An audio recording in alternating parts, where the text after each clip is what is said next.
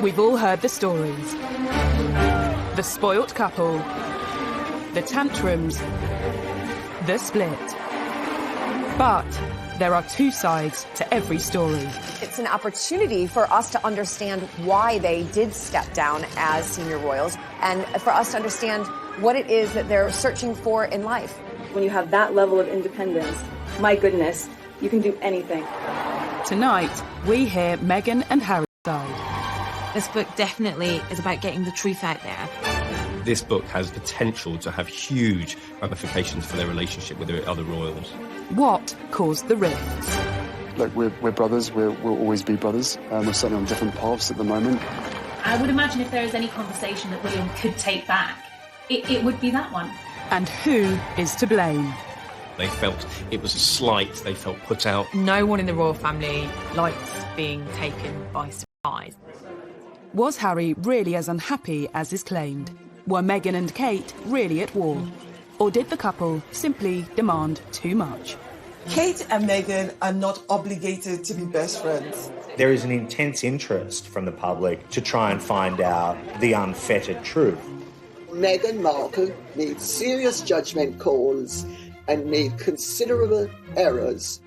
Can the couple ever repair relations with the rest of the royals? I don't see them going back into the constraining embrace of the royal family. I think that they will fly free. And how kind will history be to Meghan and Harry? Yes, they were breaking free of the royal family. Yes, they were able to embark on a new chapter of their lives, but it came at a huge cost. Meghan and Harry. Everything seemed like a fairy tale when the royal family gained a new member. I think they had the potential to be this amazing, celebrity couple. When they first got together, it felt like a real win, I myself was like, this is amazing. I'm loving seeing this. The wedding's going to be beautiful. And that's when the chip away started. Since then, it's been a turbulent 2 years for the Duke and Duchess of Sussex. And for many, they were to blame for everything that has gone wrong in the House of Windsor. But is that fair? I can just imagine what kind of struggle it was for them to see the constant lies, the constant made-up fabrication to sell papers, and that they were the human cost. Now, months after Megxit, we are witnessing the fight back. An explosive new book tells their side of the story, and it's causing breathless news coverage on both sides of the Atlantic. Now with the explosive new tell-all about as senior members of the royal family. And there could be some pretty stressful conversations for the royal family following claims made by a new biography of Prince Harry and Meghan Markle. Finding Freedom charts the relationship of Harry and Meghan from their first meeting to stepping back as senior royals. Everyone wants to know if this book is Harry and Meghan setting the record straight. They and the authors say they weren't involved, but that hasn't stopped speculation. I think it's hard to believe that they didn't have more than an interest in it, certainly. There's certainly lines within the books, even quotes that have come potentially from Harry and Meghan, and I think that a lot of people will be thinking that they had more of a hand in it than they have been letting on. A royal will always deny any involvement because that's the convention. The convention is that you never ever openly say that you have helped. But I think with Fighting Freedom, when we read it, you can hear Harry and Meghan's voice. Finding Freedom is written by Carolyn Durand and Omar Scobie, two seasoned royal journalists. Another author who has first-hand experience when it comes to setting the royal record straight is Andrew Morton. His book, Diana, Her True Story, caused a sensation in 1992. He believes the objective of Finding Freedom is to set out Meghan's side of the story. This is basically trying to explain how Meghan approached the royal family and how she was dismayed by the easy criticism of everything that she tried to do. She's been frustrated by the fact that she's not been able to give her side of the story. There are all kinds of stories that have come out about her, and she's not been able to answer back. And it's something which she's found immensely frustrating. It's an opportunity for them both, and in particular Meghan, for us to understand why they did step down as senior royals, why they've moved all the way across the pond, and for us to understand is that they're searching for in life. At the heart of the book is Harry and Meghan's decision to step down as senior royals. There are many reasons given, but crucially, we are told they were fed up being controlled by the royal institution. When they were told that they had to be brought within the confines of the Buckingham Palace machine, I think that's when they realised that their wings were being clipped and they weren't going to actually realise the stardom that they had set themselves up to be. The book claims there were concerns that the couple should be brought into the fold. Otherwise, the establishment feared their popularity might eclipse that of the royal family. I think they were particularly worried about William and Kate, that they might become more popular than them. And I think they just couldn't stand the idea of that. They couldn't reckon potentially be more popular than William and Kate, who were their golden couple. Are we to read it that Harry and Meghan felt that the other households thought they needed reining in, slapping down?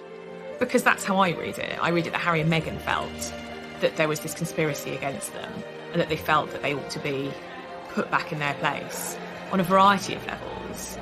And they became more and more insular, more and more paranoid. And then they felt there was no option but to leave. It always reminds me of a top football manager saying that no one is bigger than the club. And I think that analogy is very, very true here, that they weren't bigger than the institution. And certainly the men in grey suits that they believe were stalking the corridors trying to clip their wings might have been an invention in their own heads rather than actually what was going on. Those men in grey suits, as Princess Diana used to call them, were allegedly another element pushing Meghan and Harry away. In the book, friends of the couple call them vipers, and it's claimed some of them simply didn't like Meghan and would stop at nothing to make her life difficult. One of the suggestions in the book is that the courtiers, or the vipers as Harry and Meghan apparently refer to them, were out to get them, that they didn't like Meghan from the outset. It may very well be the case that there was a courtier, maybe two, who had it in for Meghan, who felt that she was too different, too confident, too ambitious, too different from anyone who had married into the royal family before. Meghan's differences led friends to call her Duchess Different, a play on the often repeated claims she was known as Duchess Difficult inside palace walls. I think calling Meghan Duchess Different is very telling, and it shows the gap between the old ways and the new ways. We can appreciate the value that both represent and celebrate the difference rather than try to, push it down or make it look like it's something bad. As Meghan and Harry's relationship with each other worsened, their relationship with the palace and the rest of the royal family seems to have soured. The new book says, increasingly, Harry had grown frustrated that he and Meghan often took a backseat to other family members. And the pair had to wait to announce projects if other, more senior royals had announcements of their own. I think she found that very difficult because actually what she thought she was getting was unrivaled power, and she'd be able to help and effect this change and be this change maker, which is what she wanted to be. And actually she found she was living in a gilded cage. By Christmas of 2019, Meghan and Harry had skipped Sandringham to take an extended break in Canada.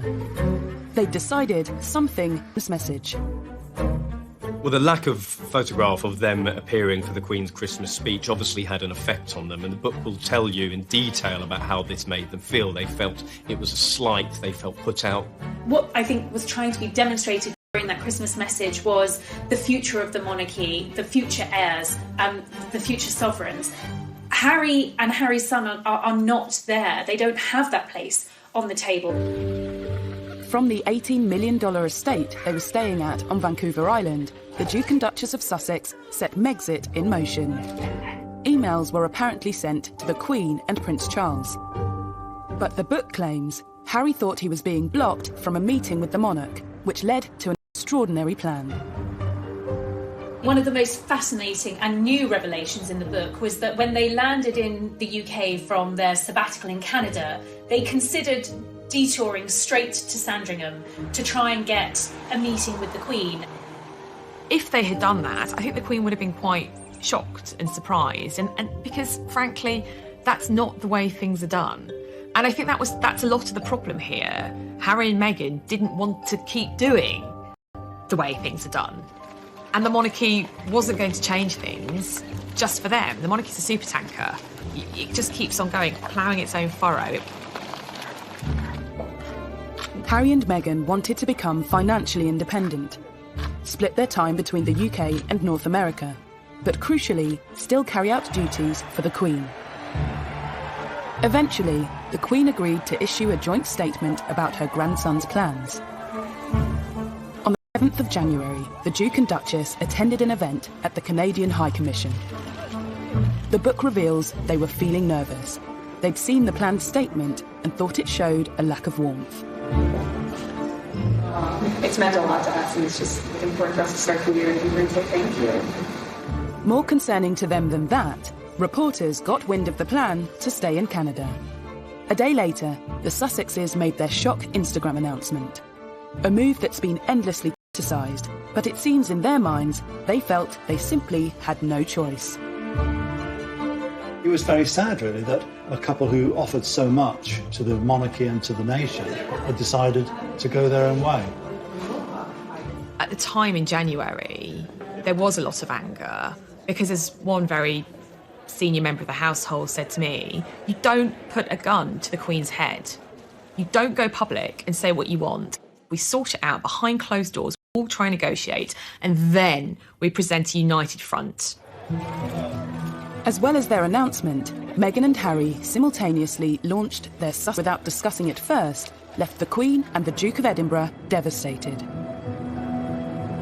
The issue of them creating this Sussex Royal brand and Sussex Royal website was a huge, huge problem for the royal family, because if they were going to go into the corporate world and start marketing themselves for big, big sums of cash, that was going to be the problem, that the Queen and senior royals couldn't have them marketing themselves as royal whilst earning money on their own personal terms.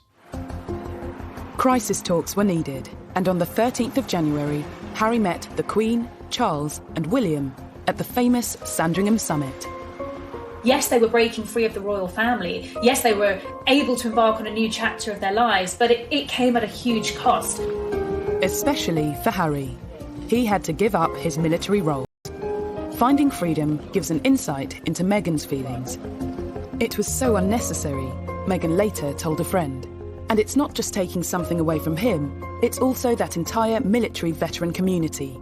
You can see how much he means to them too. So why? Harry has had to give up everything. He's giving up his family, his home, his country, everything he's ever known, and those military titles, which, and Meghan's right, they meant so much to him. And what about what Meghan has had to give up? Finding freedom claims Meghan told a friend, "I gave up my entire life for this family. I was willing to do whatever it takes, but here we are. It's very sad." Even so, it's said courtiers and some family blame Meghan for Megxit. This girl who fell in love with a boy who happened to be part of the royal family, and she gave up her whole career to move over here to, of course, follow tradition and ritual, marrying into the royal family, and she literally couldn't win. And she basically gave up a part of herself, because that is what would have been expected of Meghan, expected of Kate, the Duchess of Cambridge. And they all did that out of love for their spouses and out of respect for the institution. These new revelations tell a story of just how unhappy Harry and Meghan were with their royal life and how they felt forced into leaving. But the new book also gives us a new insight into Harry and William's relationship. William potentially saying to Harry, listen, take your time to get to know this girl. Don't be blindsided by lust. Don't rush into anything. I would imagine if there is any conversation that William probably could take back, it would be that one.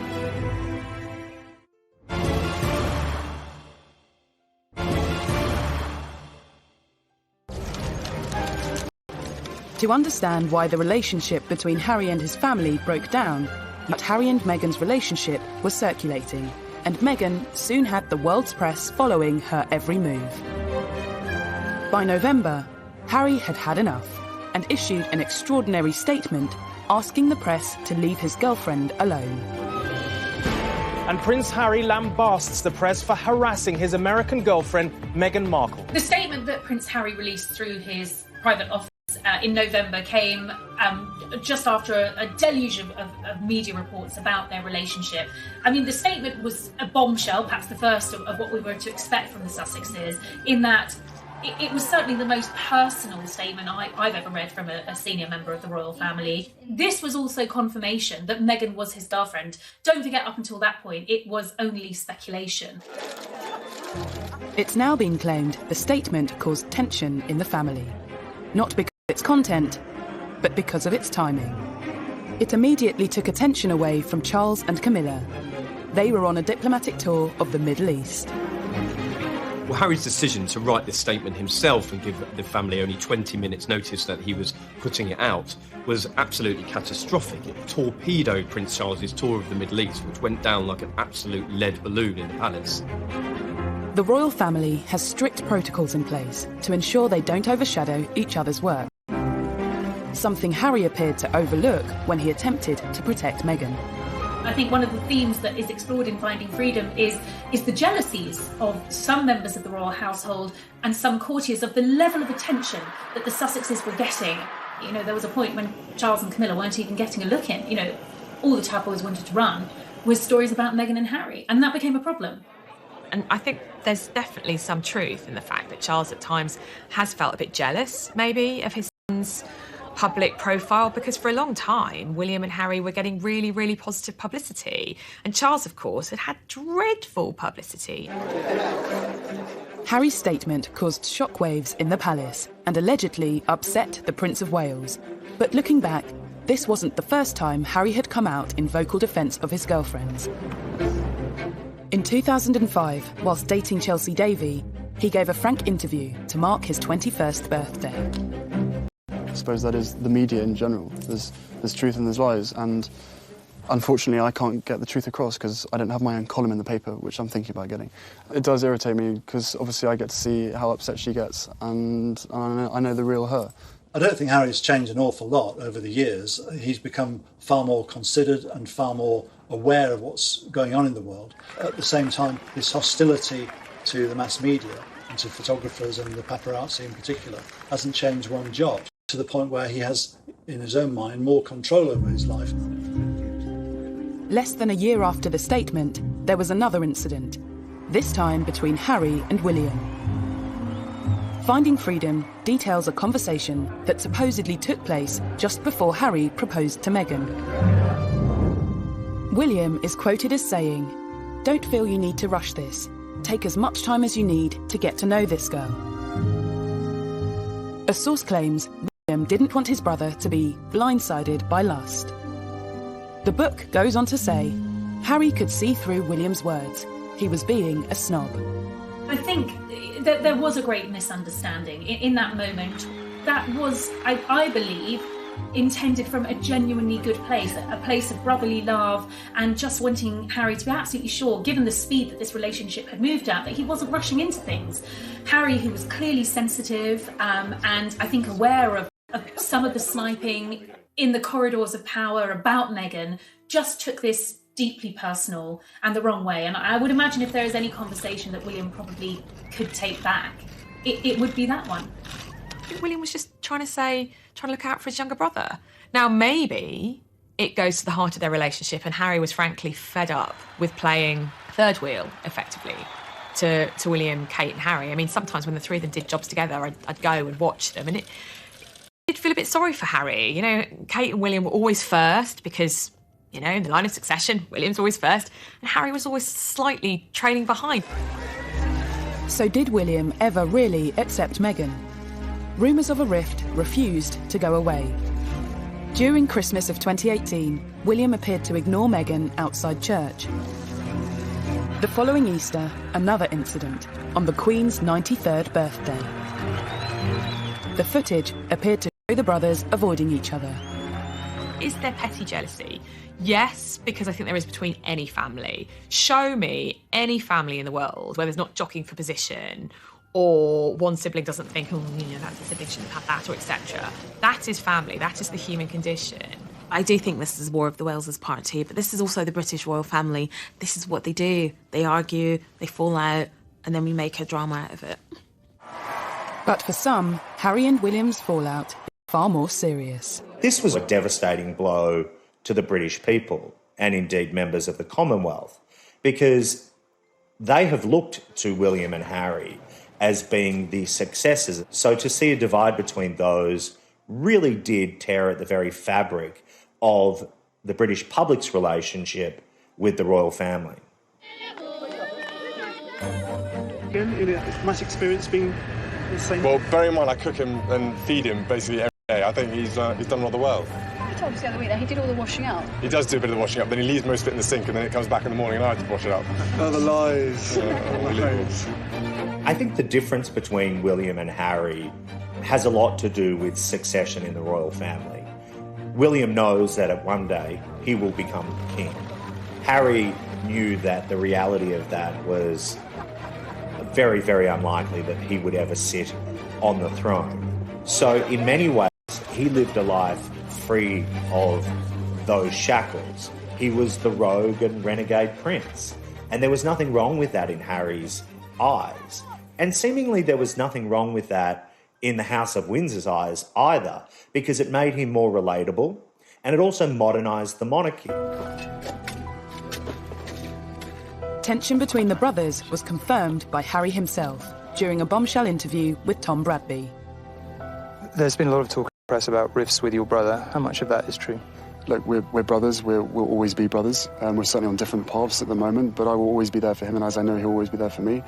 We don't see each other as much as we used to, but it's just, as I said, as brothers, you have good days, you have bad days. I think now that we have the book coming out and what we've read from Finding Freedom really does solidify what Harry was talking about in the Tom Bradby interview when he said that there's good days and bad days. The book is telling us literally in black and white, or will tell us in black and white, what those good days and what those bad days were. Not only is it alleged that William wasn't as accepting of Meghan as Harry would have liked, it's also claimed she wasn't warmly welcomed within the palace. One senior royal referred to the American actress as Harry's showgirl. Another told an aide she comes with a lot of baggage. And a high-ranking courtier was overheard telling a colleague, "There's just something about her I don't trust."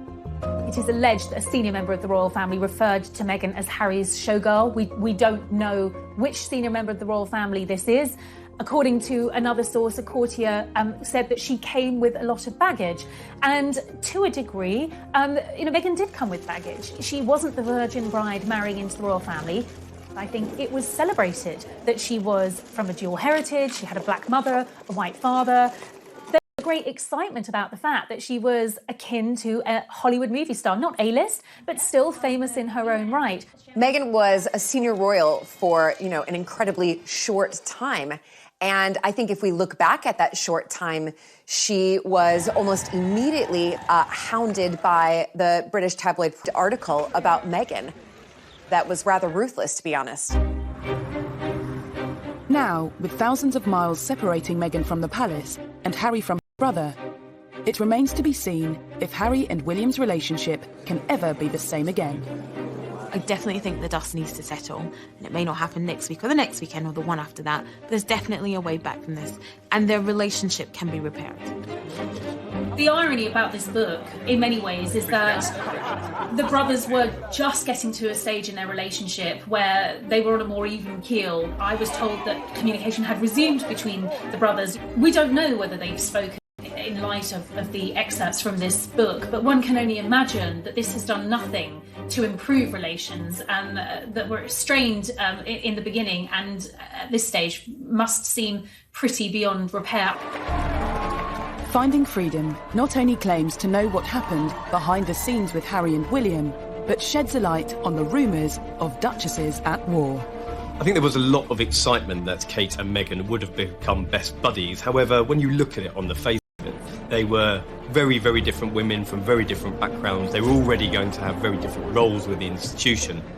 And I think the pictures of them laughing and joking at Wimbledon were probably the best it was ever going to get.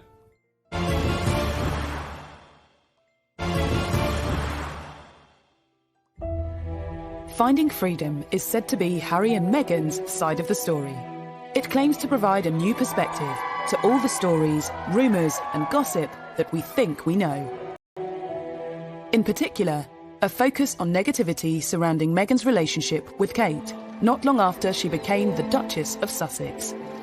After the royal wedding, once that sort of crest of the wave of excitement and euphoria had subsided, there was a slow drip of reports that began to show Meghan in a different light.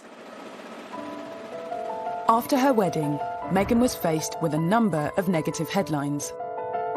One in particular seems to have angered the Sussexes. It was reported that Meghan had made Kate cry during a bridesmaid fitting. Finding Freedom details the incident.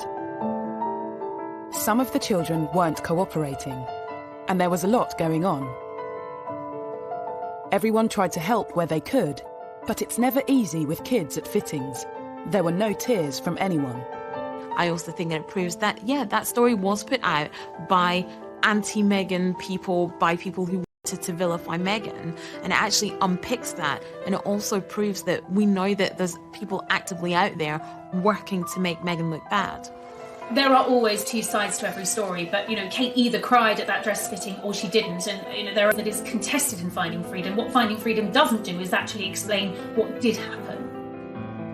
Whatever the truth, Meghan and Kate's relationship soon became a favourite topic for the tabloids. I think as soon as Meghan married into the royal family, the comparisons between Meghan and Kate were constant. And Kate is English. She's an English rose, and she does everything the right way. But she will be the future queen. I think there needs to be some leeway for Meghan and Harry because, he's now much further down the peg line as far as inheriting the crown.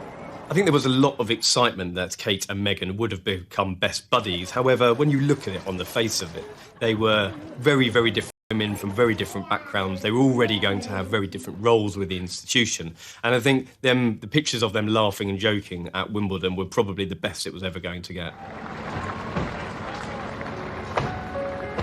Despite the press rumours the Duchesses were at war, Finding Freedom claims the relationship between the sisters-in-law was less tense than reported. It does, however, reveal they struggled to move past the distant politeness of when they first met. It was very easy for us to escape into this storyline that Meghan and Catherine were best friends, that William, Harry, Meghan and Catherine represented the Fab Four, this union of young royals that were set to take control and modernise the monarchy. It wasn't the case at all. Just 1 year after they were photographed laughing together at Wimbledon, new photographs emerged of Kate and Meghan together at a polo event. This time, the atmosphere appeared a little less friendly. The book notes there was a cordial but distant rapport. It was a big exclusive event in the summer of 2019, and both Kate and Meghan were there with their children. In fact, it was probably one of the first times we'd seen Meghan out and about with baby Archie. Kate was watching the children playing on the field while watching the polo, but the real striking thing was that the two women were not speaking. They weren't even conversing for most of the day, and I think that was quite a bit of a realisation for the British public and quite a disappointment as well, that these two women were not going to be the best of friends. It's reported Meghan had wanted a strong and close relationship with her sister-in-law. The book details that Meghan had initially hoped that Kate would potentially reach out to her and help guide her as somebody who had married into the institution, but the offer never materialised. It goes on to say, Kate felt they didn't have much in common, other than the fact that they lived at Kensington Palace. So perhaps that was an unrealistic expectation. The Duchess of Cambridge is a busy woman, but Meghan clearly took that quite personally. In the same weekend Finding Freedom dominated the papers, Emily Andrews broke the story that friends of the Cambridges say Kate rolled out the red carpet for Meghan. So who was to blame for this coldness? I think it seems that Meghan had a very unrealistic expectation of her relationship with Kate. I mean, if you look at it from the Cambridges' point of view, they don't know this woman at all. From their point of view, they absolutely did welcome her into the family. William and Kate invited Meghan and Harry to apartment 1A. Kate met Meghan pretty early on in the relationship, and I think from William and Kate's point of view, they did try and help as much as possible. But they were at a very different stage of life.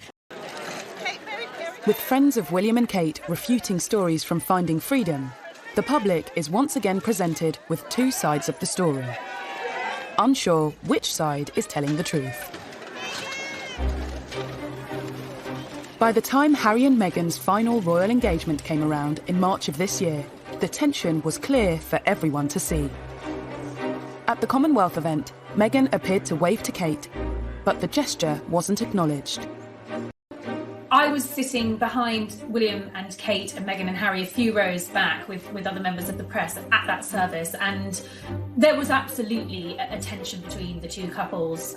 While Kate turned around to speak to Edward and Sophie Wessex, she just didn't acknowledge Meghan and Harry at all, and that was very obvious. Finding Freedom notes that after flying straight back to Canada, Meghan, at that point, couldn't imagine wanting to a foot back into anything royal again.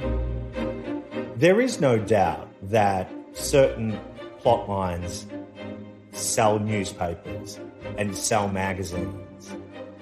And initially, what sold was the remarkable story of these four young royals and the tight union that they supposedly had. But in reality, that just wasn't the case. Finding Freedom has nothing to quell the fascination with the Duke and Duchess of Sussex, presenting another side of the story and asking if the criticism facing the Sussexes has been fair.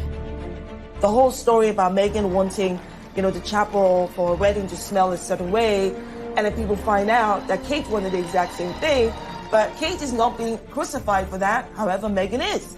That just highlights again that this toxicity against Meghan is coming from a very deep place of bias.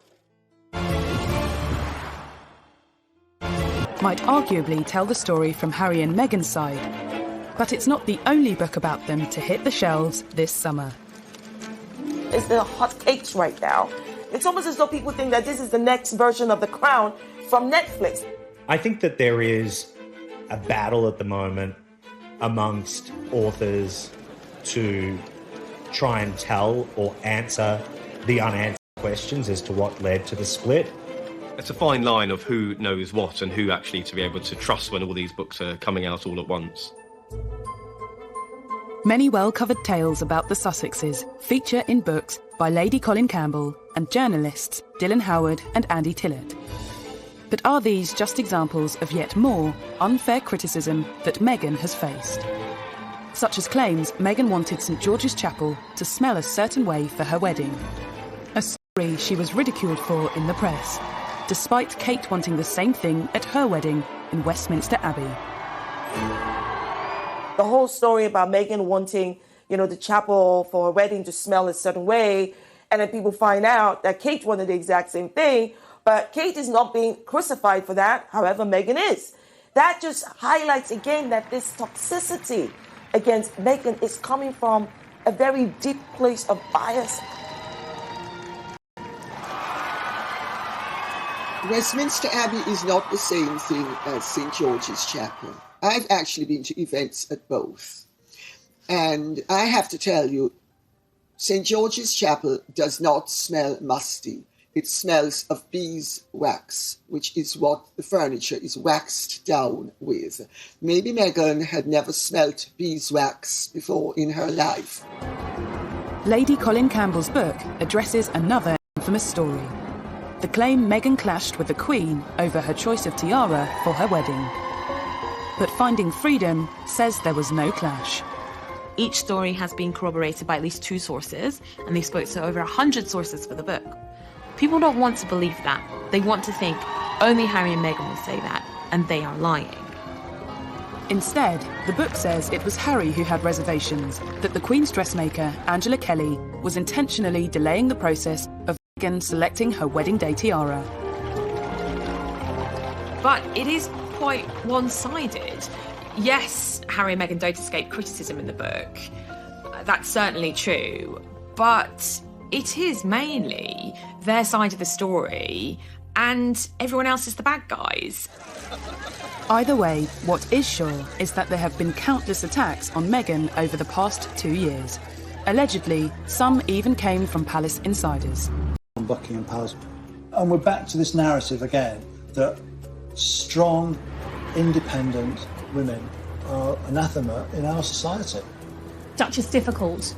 Hurricane Meghan, some of the headlines that started coming out in the tabloid press, reports that, she had a habit of sending dawn emails to staff and wanted a response before lunchtime.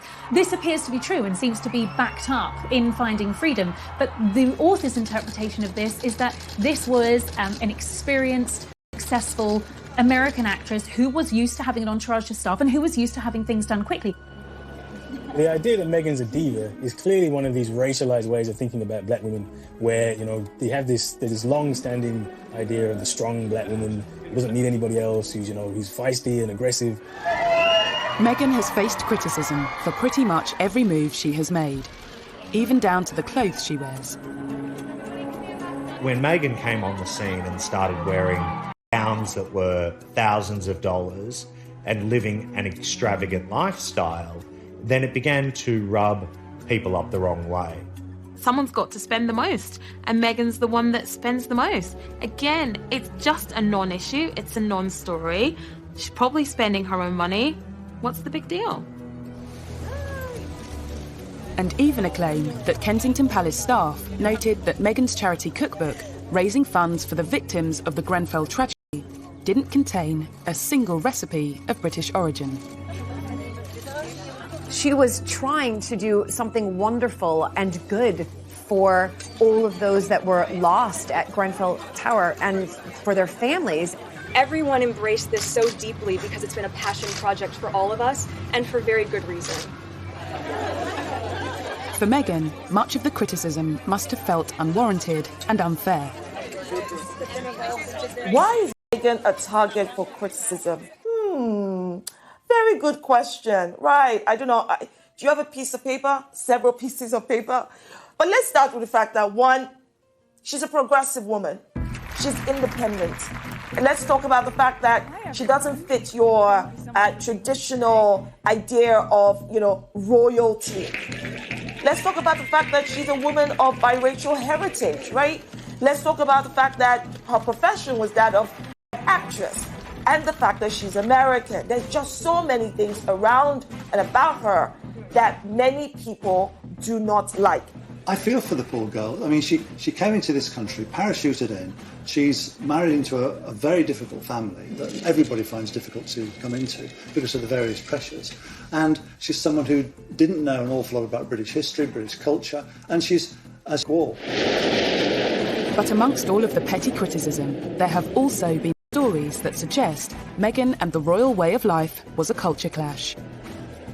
In my book, I go to great lengths to explain how the culture clash arose. Because Meghan has very American attitudes and expectations. She is all about confidence, go-getting, hustling, and all of those Hollywood things that she has been brought up to regard as desirable. Did Meghan really know what she was letting herself in for when she married into the royal family? Some stories show how she struggled to get to grips with royal life, like her first official engagement with the Queen, opening the Mersey Gateway Bridge in June 2018. People haven't looked at the real person who's trying to do her best coming into the royal family. Someone who didn't know the protocol, didn't know the etiquette. I'll give you a perfect example. She went to Liverpool with the Queen and she's sitting on the stage. It's a windy day. She doesn't know what side of the car to get into, to get out of, what hand to hold her handbag in, and you can see that kind of confusion in her face. Meghan, even though she's an actress, has had to swap the red carpet for the Royal Road show, and it's a difficult gig. There were certain elements of royalty that perhaps weren't for Meghan, but she was widely condemned regardless, like security. Dylan Howard's Royals at War reminds us of an incident in Fiji when Meghan visited a market. Every royal is assigned a level of protection when making appearances in public.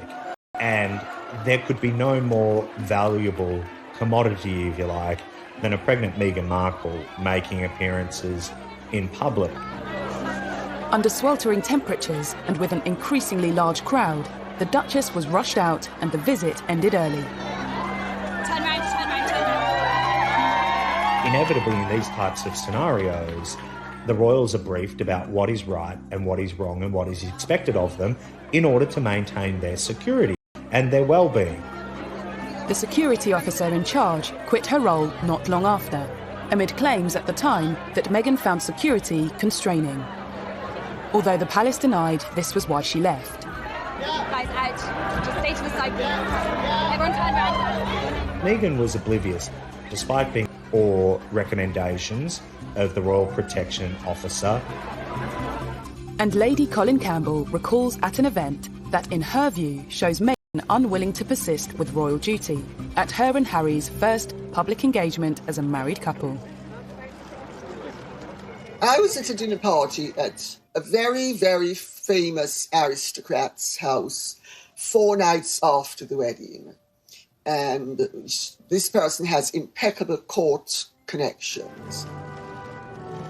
At a garden party to celebrate Prince Charles's 70th birthday and all of his charity connections, there had been this garden party at Buckingham Palace, and Harry and Meghan were there. Good afternoon, everybody.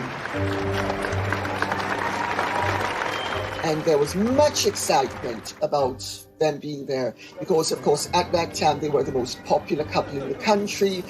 She was a revered figure. People couldn't wait to meet her. Well, 15 minutes into the engagement, Meghan is overheard telling Harry she's bored and she wants to leave because they've effectively done their photo op. And the person who overheard this was completely gobsmacked. All of these stories and allegations hint at teething problems as Meghan grappled with royal life. But rather than focusing on arguably unfair criticisms, should the public and press have been more understanding of Meghan's struggle? After all, it's something that is very different to what she was used to.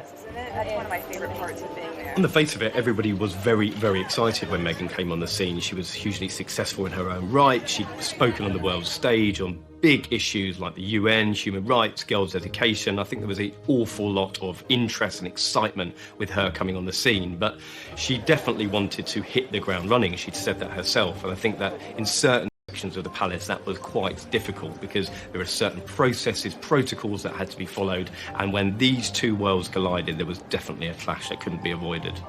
There was a culture clash. American divorcee, biracial, actress, woman of substance, 21st century girl from Los Angeles versus the pale, male, stale and very white British monarchy. Yes, we have a woman as our head of state. Yes, we have a woman as our queen.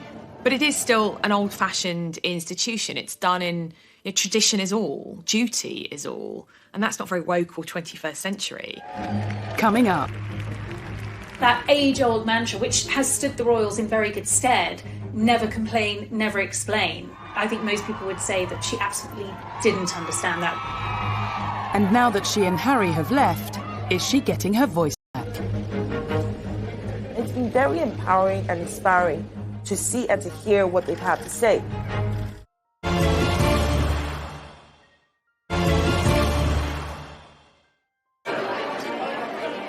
Many observers believe that a key factor behind the Sussexes leaving the royal institution was what some saw as the muzzling of Meghan Markle. Before her marriage to Prince Harry, she'd used her media profile to highlight social issues close to her heart. Women don't need to find a voice. They have a voice, they need to feel empowered to use it, and people need to be encouraged to listen. More people were encouraged to listen when her relationship with Harry became public. But being Harry's girlfriend was one thing, being his wife was quite another. If she was not part of the royal family, the way she would have come out to speak on issues and to lend support on different things, she had to curtail all of that. You can speak your mind as a celebrity. You can align yourself with different politicians. as a celebrity. You can't do any of that as being a member of the royal family. The blogs and all that stuff, that's just been silenced 100% to fit this role. Maybe one of the reasons for them wanting to leave is so that she can go back to doing it. And following her move to Los Angeles, despite the lockdown, Meghan Markle is out there speaking her mind once again. All of you are out there campaigning, fighting the right fight, being on the right side of history and ensuring that we can get closer to seeing this truly as our past and not that we have to revisit again and again and again. Meghan and Harry have given, recent Zoom virtual talks to many from the younger generation. They've definitely been able to speak about matters that are at the heart of them and matters that are important to them, like Black Lives Matter. The only wrong thing to say is to say nothing. Because George Floyd's life mattered, and Breonna Taylor's life mattered, and Philando Castile's life mattered, and Tamir Rice's life mattered. And so did so many other people whose names we know and whose names we do not know. It's been very empowering and inspiring to see and to hear what they've had to say. But did Harry and Meghan really need to leave the royal institution to speak out on subjects like racism and women's rights? I went back to the palaces, various people, and I said, would Meghan have been allowed to make those kinds of speeches if she's still working for the royals? Now, you can take what I'm about to say as, well, they would say that, wouldn't they? But literally... More problematic for the royals, perhaps, was a concern that Meghan's progressive agenda might encroach into politics. You're going to use your voice in a stronger way than you've ever been able to, because most of you are 18 or you're going to turn 18, so you're going to vote. Someone said to me, that might be, and I was like, hang on a sec, she's just telling everyone to vote. That's not political. And they were like, no, but she's made it very clear in the past where her political allegiances lie. She's been very outspoken about Trump. The royal family has historically stayed out of politics. There is an inherent conflict between a member of the British royal family involved in American politics. It just can't work. Before Meghan became pregnant with Archie, they had intended to go to America on tour, but she made it very clear that she wasn't going to see Trump. I'm afraid it doesn't work like that. Clearly she is a woman with very strong political opinions. I think we will probably see and hear more of these now that she is detached from the royal family. As well as freeing her to speak her mind, leaving has allowed Meghan to regain control of her own agenda and to hit out directly at her detractors. Meghan has always liked to control her own publicity. Through her Instagram, very popular Instagram account, her blog, Fatigue, she was used to being able to control the message. I think it's when things have been out of control, that's what she finds frustrating. Believe in what makes you unique, and don't be afraid to do what you know is right, even when it's not popular. Even when it's never been done before. Well, Meghan's choice of language of even when it's not popular, even if it's not been done before, was definitely a pointed reference to their decision to leave the royal family. Even if it scares people, and even if it scares you a little. That age-old mantra, which has stood the royals in very good stead, never complain, never explain. I think most people would say that she absolutely didn't understand that. One of the things she felt very stifled by was not being able to answer back. I think Meghan's biggest problem has been that she's obviously been schooled in the world of Hollywood, where you hit back at rumours and innuendo and you take the fight to them. Meghan couldn't grasp the reason why she wasn't able to respond to these. Well, there was so much more at stake than just Meghan Markle. The whole House of Windsor needed to be considered in whether or not she was to respond to an allegation that was levelled against her. And that narrow-mindedness goes a long way to explaining why her and Harry would ultimately leave the family. And I think this book has largely been written to put her side of the story across. And regardless of their personal influence on the book, it hasn't been the only outlet for the couple's grievances. Suing a newspaper for publishing a private letter to her father. The letter related to Thomas Markle's various dealings with the media, following his non-appearances at the couple's wedding in May 2018. And within the court documents, some of Meghan's complaints about her treatment within the House of Windsor have been laid bare. She has used the courts as a forum to get her version of events out into the public. Meghan's detractors say she's attempting to manipulate the media and claim the revelations in her court evidence and writing the letter to her father in the first place are evidence of this. If Meghan expects me or anybody else that I know who has a brain to think that she wrote that letter for anything except damaging her father's reputation and boosting her own and excusing her, she better think again. The central point of the case is whether Meghan wrote this letter with the intention of it being public. And one of the authors behind this book has actually gone on record to say that Meghan wrote it with the public in mind. That was a comment made by author Omid Scobie earlier in the year, but not repeated in the book. Meghan emphatically states that she didn't expect the contents to become public. Associated newspapers, publishers of the Mail on Sunday, are contesting that. Before being published, the letter had been referred to in People magazine.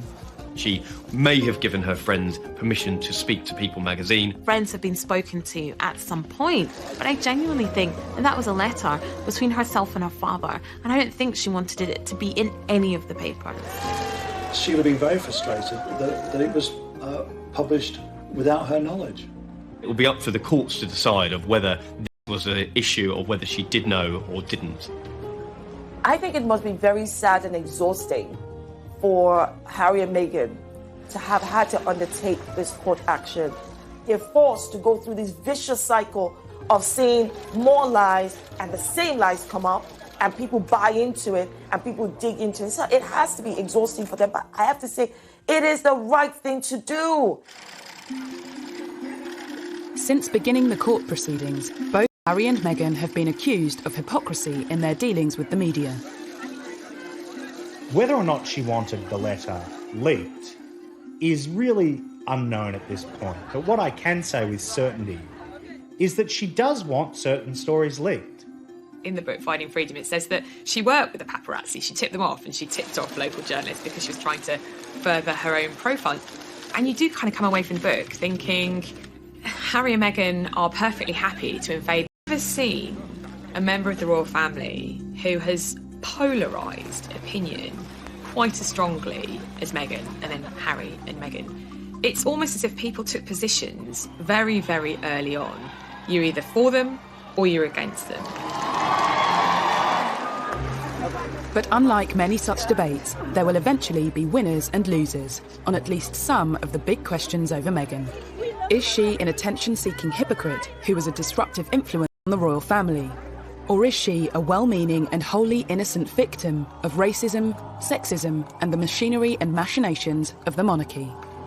It seems that the English courts will play a part in answering that question. If they are to win, they will have won at the expense of dragging the royal family through the mud. So win or lose, in my view, it's a loss. Released from the House of Windsor, have Harry and Meghan really found their freedom? If it was not for COVID-19, we would have seen and heard a lot more from this couple. They are holed up in a rented £18 million mansion. They really need to try and take a bit of time out and maybe realise what they want, what their future looks like.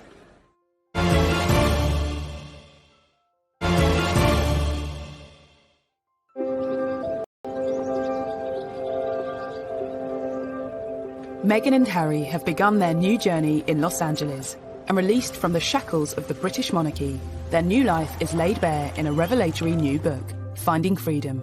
But are they? I think moving to LA, to California, they have found a lot of freedom, at least a lot compared to what they were having over here in the UK. It's just different over there. It's more laid back, it's easier, it's a slower pace of life, and I think that's going to be good for the both of them. They really need to try and take a bit of time out and maybe realise what they want, what their future looks like. They're not in the public eye as much as they were over here. So I think they've got a real opportunity to slow down, to figure it out, and to find happiness. But if finding freedom is their goal, 2020 hasn't been the easiest year in which to achieve it. Have they actually found freedom? Not Not really. No one could have predicted this pandemic, but the reality is that they are holed up in a rented £80 million mansion in Beverly Hills, taking on the paparazzi because they believe they have invaded their privacy by taking pictures of them. The idea that they are almost prisoners in their own home doesn't suggest that they have found freedom. The Duke and Duchess of Sussex launched another league for their infant son, Archie. These reports of the drone that's flying over their home and they're trying to find that person and then they will sue that person. It goes to show you that they will not put up with the invasion of their privacy at all. Some believe that for a couple seeking freedom and wary of the paparazzi, moving to Los Angeles was a strange choice. That remains the great paradox of a decision to move out of the royal family to avoid the limelight and move to a place where the limelight shines brighter than anywhere else in the world. They've gone to the pap capital of the world. In LA, freedom of expression is paramount. I think that we're seeing how they're trying to achieve the privacy that they want by suing publications, and they probably won't stop until they stop being pursued. So I think this will definitely put caution in a lot of journalists and a lot of photographers and being very, very careful about what they print. The Sussex's battle is far from over when it comes to protecting their privacy. But what does the future hold when it comes to their financial freedom?